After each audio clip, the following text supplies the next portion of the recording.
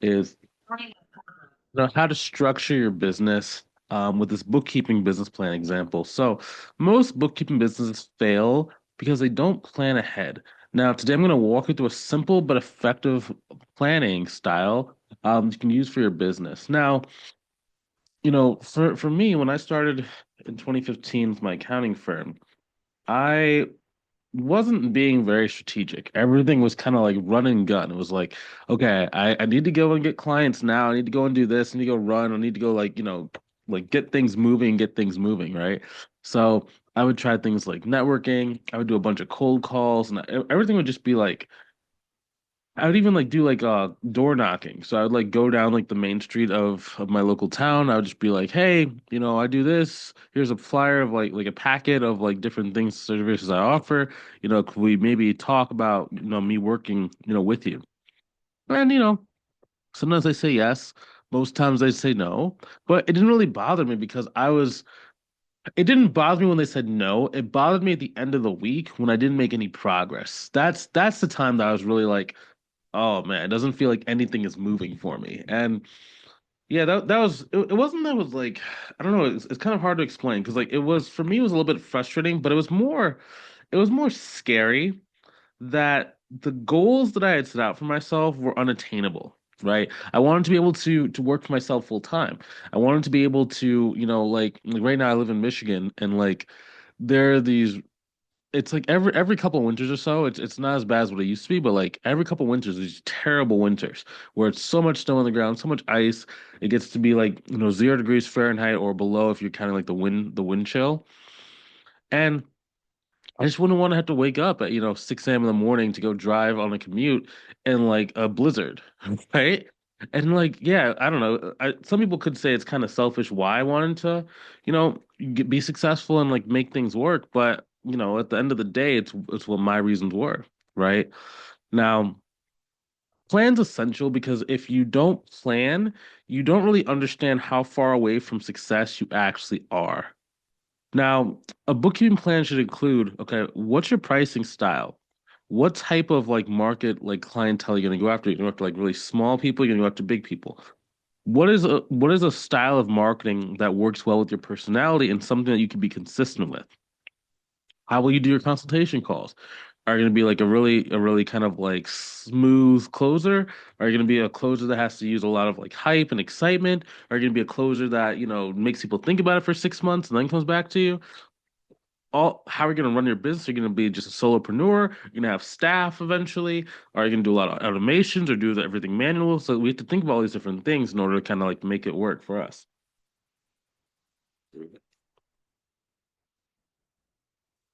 Cool. So let's go and attack this thing. Also, if you want some help growing your business, maybe been trying, which is not quite going the way you'd hope, or maybe you're in the planning stages and you're like, hey, I want to make a plan, but I just don't know what I don't know, and I want some help.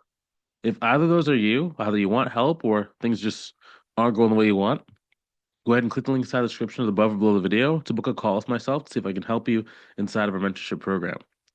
Okay, let's attack this thing. So, number one, when it comes to your business overview, right? I'm always thinking about like what is my mission and what is my goal? Okay. So this is actually really critical and like I kind of chuckle sometimes because like oftentimes people are like, they want to make these like mission statements and value statements. At this stage of business, don't get esoteric, right? Just like, what do you want out of like life? Like for me, the mission for me was to be able to quit my job and it was to be able to go and like work with like 30 businesses. Like that was my goal. Because at that time, I figured that if I had clients that are paying me 200 bucks a month and I got 30 clients, I'd be making 6 grand a month. That would have been enough to like cover all my bills and stuff at the time. So that's number one. Now, what are my goals, right? So maybe you have a goal of like, 3 grand a month, 5 grand, 10 grand, 15 grand a month. Most people will be good if you can like get to like anywhere between like 10 to 15 grand per month. That's really kind of a number where if you can save enough money each year, like really if you can save an extra $100,000 a year over whatever your existing expenses are, that's really a good place to be because then you can really start beating inflation. Then when you start investing, the money just kind of compounds, compounds, compounds. Pretty soon you're making six figures a year without actually having to do any work, right? And at that stage, like work becomes, sorry, I dropped something. Work becomes very fun at that stage because you're doing it because you want to, not because you have to. Like, for example, I do these YouTube videos not because I have to, because I really enjoy doing them, right? Or else I would not have made 1,500 videos. I would probably do the bare minimum if I needed to do it, right? But since I don't have to do them, it's like, okay, I'm choosing. This is fun. I can make a bunch of them. I have like, I literally have a screen of like the next like 300 videos that I want to make. And I'm like figuring out, okay, do this one, this one, this one, then this order, then this order, then this order. And it's really fun, you know? Next thing you have to know, like what actually makes your firm unique. So it could be a mixture of your life experiences. For example, I have a student on a program, and his background is both accounting and IT, right? Information technology. Now, the reason why it's cool is because he can offer multiple services within IT and within accounting, right? And then his version of CFO services is a little bit unique because it's not just from a financial perspective, it's also from like a technology perspective, right? So he's balancing what's the best technology and like the safest technology to get, as well as how should they further utilize their other resources to be able to kind of grow the business faster. So it's really kind of unique mix. Or you could maybe have a background in maybe your background is in like you were like a psychotherapist for a while, right? And then you can go and get a niche within psychotherapy, right? Because a lot of therapists would want to work with other therapists, right? I have a student that's like that actually in our program too. She does pretty well. I have a student who is a life coach. Well, he's still a life coach, like because he just enjoys it, right? He does life coaching, stock trading, and he has his accounting business. So it's kind of cool. And he's an author technically. So he has like I think he has like two or three books. So he mixes all those together. So he can use his life story from his book to go and get people who are in business who are interested in like the stuff he talks about in the story to want to work with them. Then he can also do life coaching on top of it. And like when he does his accounting and bookkeeping services, he also includes a little bit of like consulting, just like life philosophy.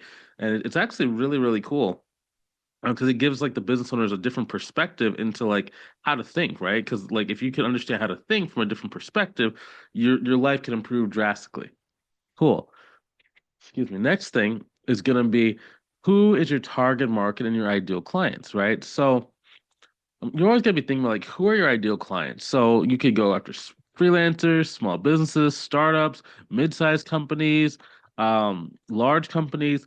For me, I'm always looking at, who can afford to pay my price point. So like the company size that we're looking for generally is gonna be between like 600,000 to about 5 million. It's really kind of a good safe range.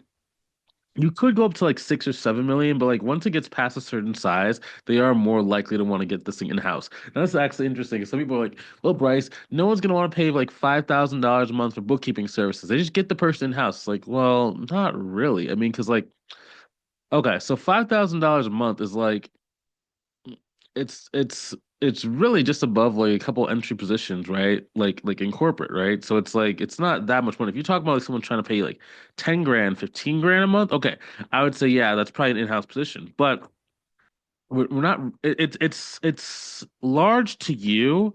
It's not large to the size company that's going to pay that to you, right? Everything is going to be proportional. I was talking to a student yesterday, and she's like going after this person to go get this like cleanup project, and it's like it's the guy is like I think three companies, and she's like, well, what if I have to like, what if I have to charge this guy like, 20, $30,000, man? Like that's gonna be a lot of money. It's like, well, if you're charging a cleanup the way we teach you how to price it and you're pricing it for $30,000, it's gonna be a lot for you, but it's not going to be a lot for the other person, right? 'Cause it's all proportional. It's all relative to what their business is doing, right? So if a business is doing $3 million a year, them doing $30,000 or $40,000 for a cleanup is not that far out of their range, depending on like the company. If they're like a super micro profit margin company, okay, I would say something a little bit different. But assuming the company has healthy margins in between like 15 to like 35%, then it can generally afford to pay within like a relative range.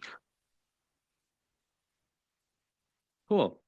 We can talk about how to attract them in a minute, but another thing too is like you have to also understand not just who do you want to go after, but also who do you not want to go after. So for me, I'm looking to avoid companies that are in like the pre-revenue phase. I'm looking to avoid companies that are, solopreneurs. And now there are always exceptions to these rules, right? Like there will come a time to when in the beginning you want to kind of it depends. If you're very young, just out of college, it's okay for you to go and get like smaller clients because a lot of those smaller clients over the next 5, 10, 15 years will become bigger clients, right? And since they're sticking with you, they're going to keep paying you more and more and more.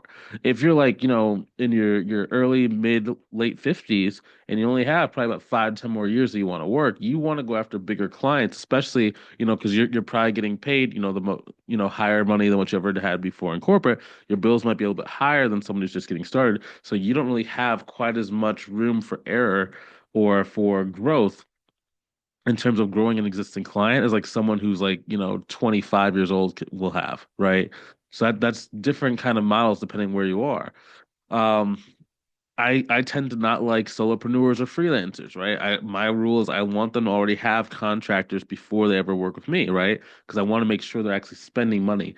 Um, they're used to spending money to grow their business. Next thing, your pricing revenue model. So just kind of following up with the last slide, right? You have to really understand, are you going to be a high ticket kind of person or a low ticket type of person, right? So this is important because depending on how much you want to be charging on average, that's going to determine the type of marketing you use, right? If it doesn't matter the size of the company who's going to be working with you, and you can get anybody, all marketing is going to work. You can market on Facebook, you can market on Instagram, Twitter. You could you could spam message hundreds of thousands of people, and if you're the lowest price point, you're going to get those clients, right? But it's going to take you a lot more. It's going to be more expensive on the management side because you're eventually going to have to hire people to do it a lot faster than if you had like, let's say you had like 10 clients each paying you like, we'll say $1,000 a month. That's gonna be a lot easier to manage just from a client relationship perspective, a workload perspective, than having what do you say 10 times 1,000, 10,000 versus what is that? 100 times 100 is 10,000, I believe, right? Yeah, it's 10,000 versus 100 clients, right? Because let's say that each one of your clients wants to have a client meeting, right? Let's say it's once a month. You have 100 hours worth of client meetings versus like if it's like once a month for the 10 like high ticket clients, it's only 10 hours worth of those meetings. Now let's say the $100 ones, and usually like the ones that are a little bit cheaper, they tend to need the most support and they want to have like the most meetings because they're always on like the brink of like, destruction, right? If they're a newer business and like they've never like they have not hit the stabilization kind of point in their business, every week is like, potentially them going out of business, right? So they're gonna want to talk about it. And you almost become like their business counselor, which is not a bad thing, but you have to kind of be aware of it if you're going to be putting yourself in that kind of position. So yeah, it's like there's pros and cons of everything, right? And like if you have to do a bunch of client meetings, let's say they want one meeting every week. That's 100 hours of meetings per week. That's crazy. You're probably not gonna be able to do that all yourself, right? Or keep growing the business, or actually do the client work on top of that. So you're gonna need to hire a team of staff accountants sooner rather than later, right? So it's gonna be more expensive.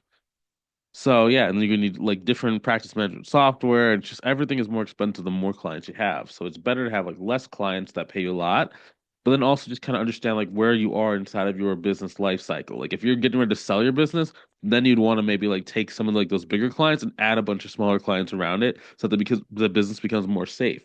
But if you're like just running it for yourself, just for the cash flow, keep it small, keep it lean, keep it easy. Cool.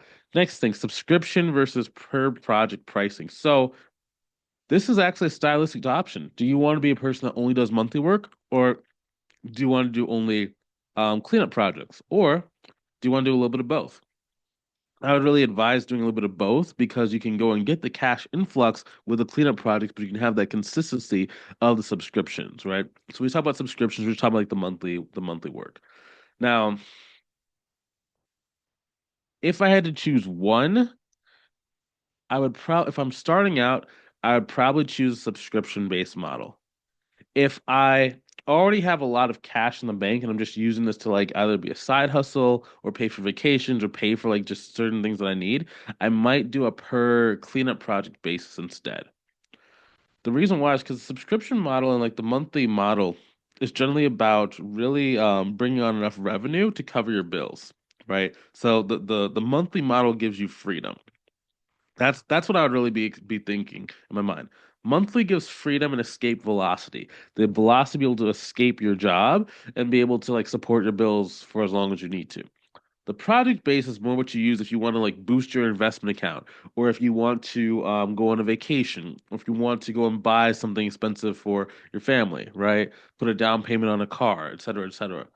Now, again, it all depends on like where you are in your life, right? So when I started, I needed that monthly recurring revenue, right? And then once I got my monthly recurring revenue to be like 3 to 4 times whatever my bills were, that's when I started doing like the more per project stuff. That's one reason why I started the mentorship program, because it's more of like a project pricing, right? It's like a package pricing, so I can scale it to kind of meet whatever like other like stretch goals I have, savings plans I have, or just anything that I really want to in order to kind of like, get to the place that I want to be in life, right?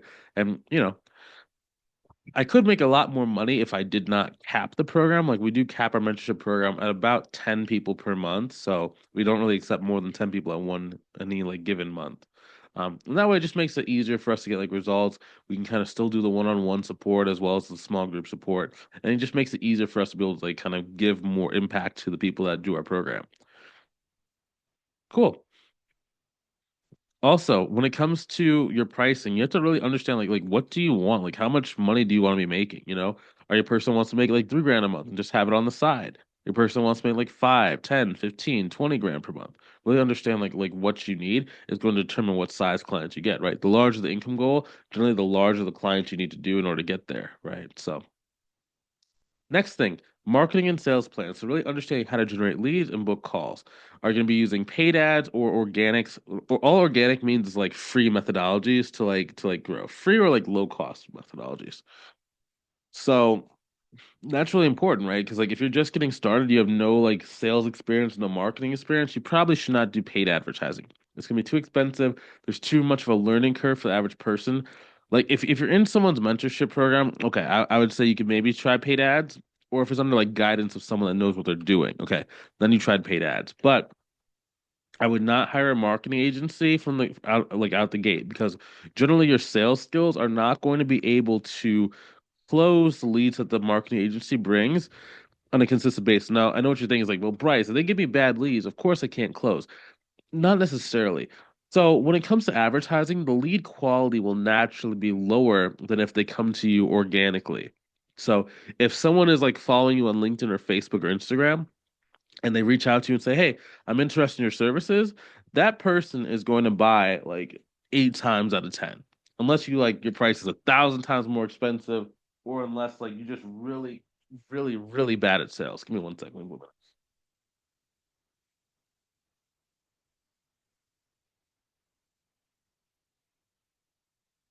Oh, my nose never really runs, but I say it is.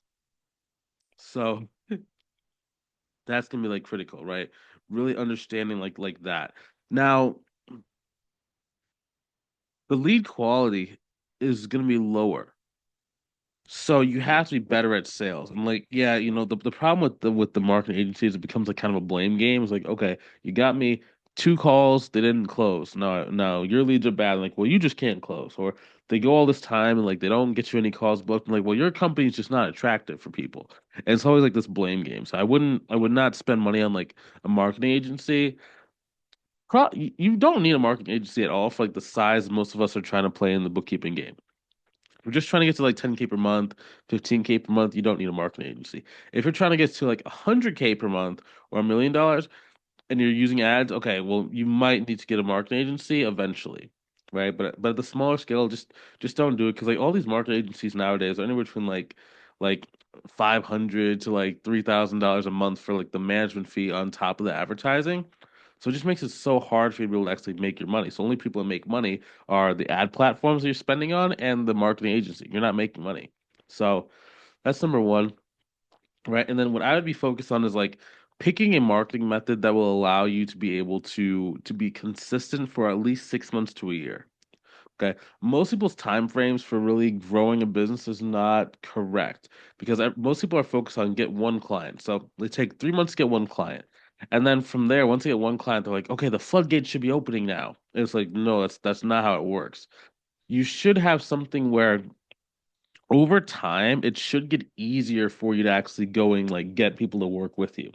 Should be way easier, right? Because the longer that someone knows you exist, the longer someone is following you, the more money they're gonna be willing to pay you the first time they meet you. So your job is to learn how to stay in front of people. Your job is to learn how to either message and follow up with people every like, so often, or to start learning how to make video content or written content. Scrap out the video because I know a lot of people don't like video, but you have to be able to know how to make content that gets people to be like, okay, cool, I'm interested potentially in learning more about what you do and reach out to you. That can be a blog, that can be written, that can be social media posts, doesn't really matter. But if you could do videos, oh, dude, that's gonna knock it out the park. You'd be killing it. If you're nervous about videos, just don't do videos. And again, with our students in our program, we do make it easier for you not to necessarily have to use content in more of like the traditional way. So it does make it easier, but like if you're just doing, I'm assuming if you're watching this video, you're not inside of our marketing program. So I'm just kind of giving you some, like an understanding of like what you can do to like be successful, right? So yeah, that's the main thing. Just really understanding like you can do networking, you can do online posting, you can do Craigslist, you can do Upwork, you can do LinkedIn, Instagram, Thumbtack, Yelp, a million different ways to get clients, and like they all work. It's just based on like they all work to a certain degree. They all have their pros and cons, right? So some of them are tough because all your competition is too low price and you're just going to be competing like based on price. Sometimes the platform that you're using only gets low value clients to come to it, right? So again, it's a price thing. Sometimes what can happen is that it gets people that are very, very indecisive to come to you. So you have to do a bunch of follow up after the sales call, and you have to like really, you have to really be tight when it comes to sales and be very precise when you're doing your sales, so you can get people who actually want to like pay you the money in the shortest time period possible. That's another thing to just be aware of. Next thing too is like you could have a platform where you get people on the phone very easily, but the people are very unqualified, and you can't tell they're qualified unless you either have a form that tells people like tell you how much they're making, or you can see the revenue ahead of time, which is where like LinkedIn and social media generally does better. Cool. Next thing in your planning is really operations and growth strategies. So kind of having a predetermined spot to where you're going to be hiring a virtual assistant or a team, okay?